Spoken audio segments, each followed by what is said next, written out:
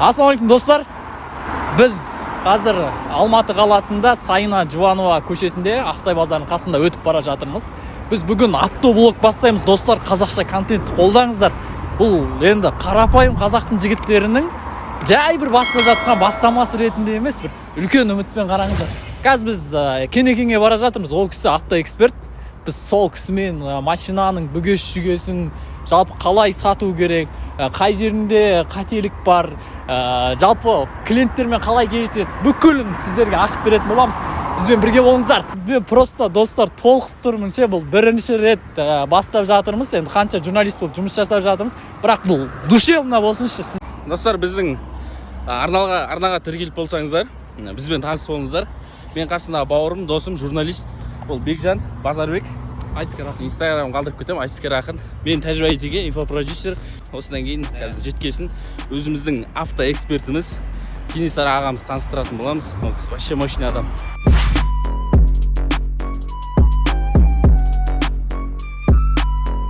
Ассалаумалейкум.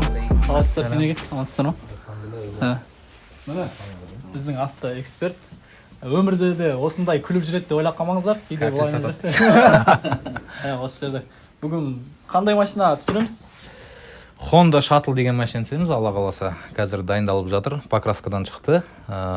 Қазір химчисткада тұр. Алла қаласа. Машинаға бару үшін Қаскелеңге барамыз ғой? Иншалла. Қазір дайындалып отқан жерге барайық. Соның бәрін көресіздер ары қарай. Кеттік, поехали, let's go. Айтпақшы достар, біз қазір астымызға мініп жүрген көлікте, осы көлікте сатылады. Бұл уже жасалған, дайын тұрған машина. Егер осы көлікке обзор қаласаңыздар, бағасы қанша, соның бәрін білгіңіз келсе, комментарийге өзіңіздің сұрақтарыңыз, пікірлеріңізді қалдырып кетіңіздер. Ал біз кеттік.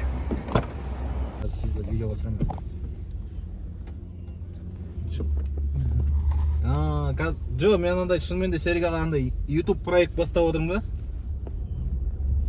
Перекуптың өмірі деген сияқты. Блогер болып отырмын ғой, короче.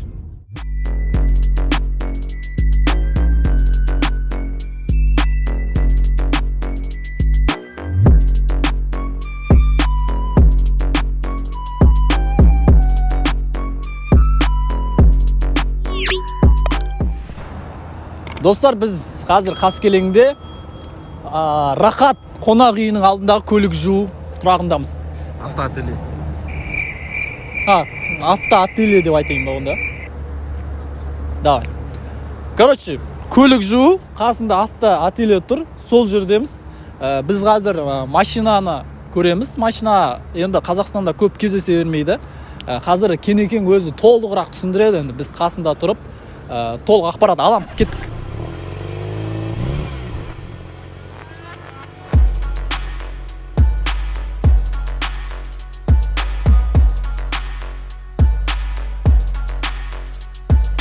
Қазақтың жігіттері арыстан. Машина Аха. қай жылғы? Машина 96 жылғы 2.2 объемы. Машинаның жағдайы өте жақсы, негізі минус жерлері болған. Негізі бұл шатылдарды біле берсеңіздер, крылосы нері шіріп кетеді бастығынан. Осы жерін полный кассаправпен кесіп жасадық. Қазір не істелу керек, соны айтып жіберсеңіз. Қазір данный момент химчистка жасалып жатыр. Көріп тұрсаңыздар, салонның ішінде қазір салонның несін полын шешіп тастады.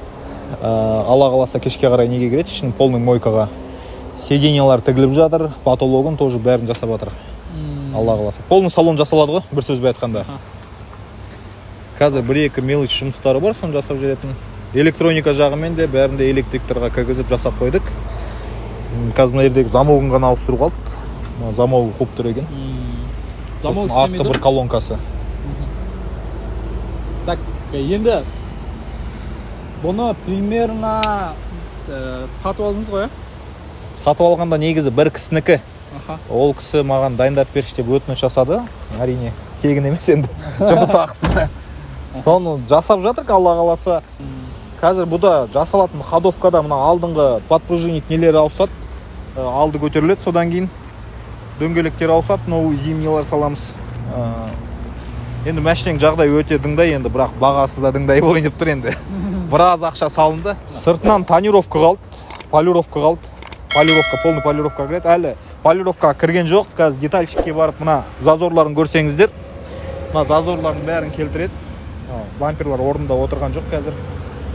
Орындарын келтіреді бәрін. Сосын менің өзім уже несіз жұмыстарым істейтін осы по салону мына пластмастарды бәрін бояйым.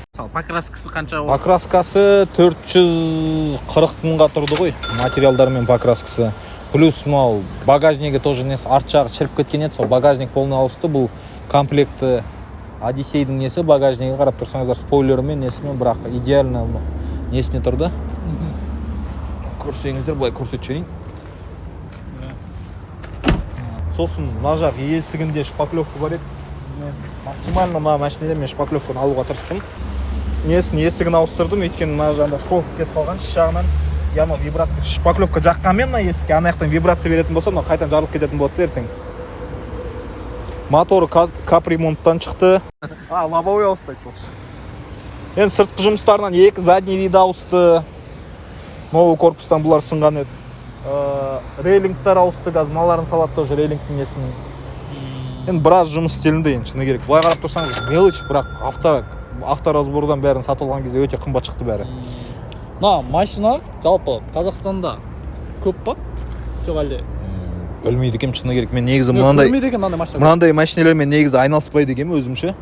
Былайнан бұның левый рулына қарағанда право рулькалары көп, бірақ екеуінің запчастары бір-біріне келе береді ше. Есіктері бәрі енді руль анау салонда тек қана торпедасы келмейтін жар, бірақ бәрі келе береді қалғандар. Сидениясы бәрі бірдей ғой екеуі, просто анау левый, мынау правый деген ғой. Мен в основном қарап тұрсаңыз қазір бәрін право рулькадан алып салып жатырмын. Запчастары өте көп. Енді өте көп. Бірақ енді мына машине бір жыл баяғыдан бері бір кісіде енді қызымдай болып кетті дейді ғой. Қимаймын деп. От души дайындап береді. Ол кісі де бірақ өте керемет кісі негізінде. Анау осы күйінде сатып жіберіңіз деген кезде жоқ. Мен дайындағасын нормально дайындап, мен сату керек деп та, алатын адам кәдімгідей. Риза болсын деп па? Қуанып жүріп айдасын деді ғой, короче, бір сөзбен айтқанда. Сол үшін осындай ақшалар салынып, осындай жасалып жатыр енді шыны керек. Мен өз басым қимайтын едім маған. Өйткені бұрынғы алдыңғы состояниясын көрсеңіздер, бұның енді краска шығып кеткен болды, андай-мындай шіріген жерлер болды, соның бәрін кетіріп қайтадан жасатып қойған. Машинаның иесінің бұл жерде бір адалдығы болып тұр да. Әйтпесе басқалай да өткізіп сат жерсе болатын еді, бірақ ақшаны алатын адам риза болсын деп барынша құйып жатыр. Міне достар, біздің елде жақсы адамдар бар. Қатты бір образға кіріп сөйлесіп кеткен жоқпыз да біз. Шынайы болып отыр ма достар, айтып қойсаңыздар, шынайы болып отыр деп ше. Шынайылық тек машинада тұр ғой міне. Осы кешеге істетіп жатқандарыңызда жаңа біраз нәрселерді айтпадыңыз ғой. Қанша қалай кетіп отыр соны? Жоқ, мына сиденье, потолок, мына обшивкалардың жанындағы тоже велюровый ғой мыналарда. Соның бәрін тіктіру 180 мыңға тұрды, короче. 180 мыңға тұрды, сосын не мен мақта жасап отырмын тағы да. Енді по салону жаңа пластмастар анамналарды есептеген кезде олар мелочьтермен шығады, бірақ енді бәрін детально айтпай ақ қойын. Мына екі пластмасты нелер сынған еді, оны да алып жасатып тоже нетіп қойдық.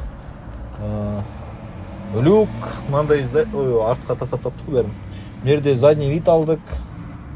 Енді қазір мына жуғаннан кейін вообще мүлде бөлек әңгіме болады, ол кезде детально бәрін түсіндіретін боламыз Алла қаласа. Мынаның бәрі реттелгеннен кейін бұл енді дейінгі ғой достар. Негізі біраз шаруа атқарылып қойған екен, жаңа Қанекең айтып жатыр. Бірақ дегенмен атқарылатын шаруалар бар. Әлі де көп жасайтын заттары, мысалға енді әдемілеп жасап береміз ғой бәрінше, орындарына қойып. Потологын, салонын көрсеңіздер, ертең вообще танымай қаласыздар. Артында негізінде капитанский кресло. Бұл біздің Серік ағамыз. Серік ағамыз неге мұңайып отыр деуші? Аға, жұмысыңызға береке берсін. Ары қарай Кенекең түсіндіре беріңіз. Не болып жатыр? Түсіндіргенде мынау жаңағы Honda Shuttle-дың есіктері көріп тұрсаңыздар, мына Серік ағаның жұмысы. Негізі Серік аға жаңа айтқандай менің атынан келсе скидка жасамайды. Алла разы болсын десеңіз жасап береді скидкасын. Осын жасап жатыр, міне мынау водительский ғой деймін мынау. Водительский бұның астында химчисткада жуып жүреді, тазалап жақсылап. Потологы анау енді. Ол тоже тігіліп дайын тұр. Анау сиденьясы, қарап тұрсаңыздар, ал жағында тоже мынау пассажирский. Пассажир, міне тағы бір сиденьясы тұр, мынау үшінші ряд сиденьясы. Үлкен кісісіз ғой енді. Хотя біздің блог бастап отырмызда бір тілек айтып жіберсеңізші енді біз бастап отырған блогқа. Бірінші видеоға. Иә. Талаптарыңыз камал табыңдар. Осы деген Алла оңынан берсін талаптарыңыз. Рахмет Біздің бір ауыз сөзіңізде бізге жетіп жатыр. Келесі видеода уже салон дайын тұрады. Келесі видеода біз Алла қаласа неге апарамыз? Полировкаға апарамыз и тонировкаға апарамыз бұны. Сыртқы сәнділігін келтіре бастаймыз. Қазіргі жұмыста бұның іштерін жасап қояды полный. Ішіне жаңме болмайтын болады ғой. Достар, ең алдымен ішіміз жөндейік деп жатыр. Құрметті достар, біздің алғашқы блогымыз. Сол үшін сіздер қолдап, бізді лайк басып, қазақ бауырларымыз қолдамасақ, айдалы Россияны көресіздер ғой, соғылым. Жігітше. Қазақтарды қолдасын, көре алмай, андай комментарий жазып отыратында болатын шығар, мен олар қазақ емес, бір басқа біреу келіп жазады деп ойлаймын. Қазақтар никогда бір-бірін сатпайды. Мен сенем. Каналға жазылыңыздар. Аман болыңыздар. Жақсы. Ja достар, каналға жазылыңыздар, лайк басыңыздар, пікір қалдырыңыздар, машина қалай шығып жатыр, жалпы бұл машинаның өмірлеріңізді көріп беріңіздер. Мысалы мен лично бірінші рет көріп тұрмын. Қандай енді өздеріңіз көрдіңіздер, біршама вложение жасалды. Енді әлі де жасалынады. Егер біздің екінші видеомызды күтсеңіздер, комментария жазып кетіңіздер. Подписаться, қоңыраушаны барлығын басыңыздар. Келесі кездескенше сау саламат болыңыздар. Бауырлар, видео ұнады ма? Ұнады деген үміттемін. Ендеше біздің команданың атынан кішігірім конкурс болсын. Ең жақсы пікір қалдырған 3 адамға 2000 теңгеден беретін боламыз. Ұтыскерді келесі видео шыққан кезде анықтайтын боламыз. Келесі видео шығуына тура 1 апта бар. Ендеше бауырлар, қорғалмаңыздар.